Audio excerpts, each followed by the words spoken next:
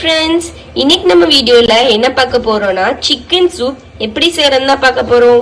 இப்போ வாங்க நம்ம வீடியோக்குள்ள போலாம். சிக்கன் சூப் செய்யறதுக்காக இந்த ட்ரை இன்கிரிடியன்ஸ் எல்லாம் நல்லா வறுத்துட்டு இடிக்கல்ல நல்லா இடிச்சு எடுத்துட்டோம்னா நம்ம சூப்பு நல்ல ஃப்ளேவர்ஃபுல்லா இருக்கும். அதுக்காக 2 டீஸ்பூன் தனியா, 1 டீஸ்பூன் முழு மிளகு, 1 டீஸ்பூன் ஜீரகம் எடுத்திருக்கேன். இதை நல்லா வறுத்து எடுத்துடலாம்.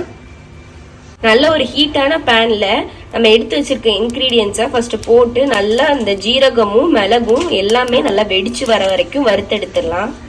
நம்ம வறுத்து வச்சிருக்க ஸ்பைசஸ் நல்லா ஆறுன பிற்பாடு இது மாதிரி இடிக்கல்ல நம்ம இடிச்சு எடுத்துக்கலாம். இது ரொம்ப ஃபைனா இடிக்க வேண்டாம், கொஞ்சம் கொரனே இடிச்சு எடுத்துக்கலாம்.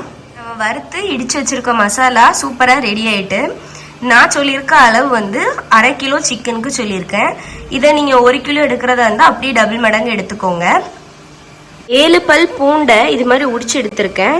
1 துண்டு இஞ்சி, இதை நல்லா துருவி எடுத்துடலாம். இப்போ இஞ்சியும் பூண்டையும் இது மாதிரி துருவி எடுத்துக்கோங்க. இன்னைக்கு சூப்பை குக்கரில் தான் செய்ய போகிறேன். அதனால குக்கரில் கொஞ்சமாக எண்ணெய் ஊற்றி அதில் பட்டை, கிராம்பு, ஏலக்காய் போட்டிருக்கேன்.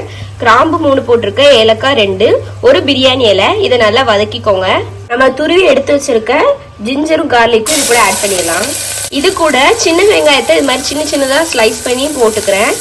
ஒரு 10 சின்ன வெங்காயத்தை இது மாதிரி கட் பண்ணிக்கோங்க. சூப்புக்கு சின்ன வெங்காயம் தான் நல்ல ஃப்ளேவர் கொடுக்கும். கொஞ்சமாக கருவேப்பிலை போட்டுடலாம். இது கூட 2 பச்சை மிளகாவை நடுவில் கீறி இது கூட ஆட் பண்ணிக்கிறேன். இது கூட ஒரு பெரிய தக்காளியை குட்டி குட்டியாக கட் பண்ணி ஆட் பண்ணிக்கிறேன். குட்டி தக்காளியாக இருந்துச்சுன்னா 2 ஆட் பண்ணிக்கோங்க. 1 டீஸ்பூன் மஞ்சள் தூள் ஆட் பண்ணிக்கோங்க.